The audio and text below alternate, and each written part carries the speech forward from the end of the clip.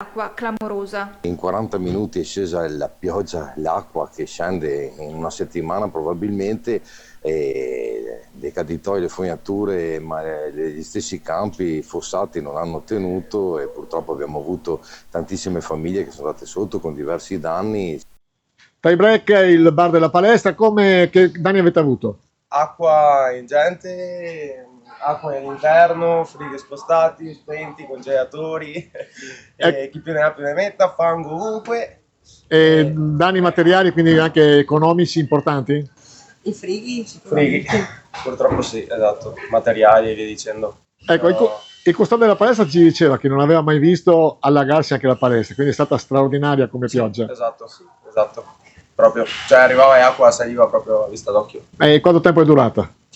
Mezz'ora abbondante. Più o meno alle ore? 10:30. 10:30, sì. Sì. E poi da lì non si fermava più. Siamo stati qua fino alle 3 di questa notte a provare con le pompe a buttare fuori acqua. E poi piano piano è scesa.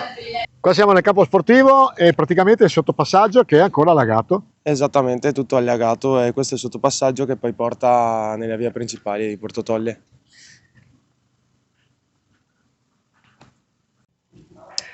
Ecco, lei ha una cartoleria in centro, Sì. i danni?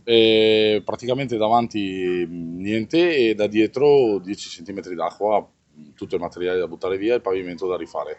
È quantificabile anche il danno? No, per adesso no, adesso siamo venuti qua che c'era un po' più bisogno qua e dopo andiamo là. L'acqua è calata e vedremo i danni che ci sono. Purtroppo succede, ci facciamo su di maniche e passerà anche questa. Abbiamo evacuato una famiglia che avevamo portata in un hotel perché la casa non era più disponibile, alcune situazioni al limite, ma insomma tutte gestite. Devo dire che la protezione civile, insieme ai vigili del fuoco, hanno fatto un'opera veramente straordinaria. Ecco, la sua città è molto vasta. Qual è stata la zona più colpita? È una più colpita del centro, Catipo e Donzella, in particolare sono le due zone che questa volta sono state colpite maggiormente.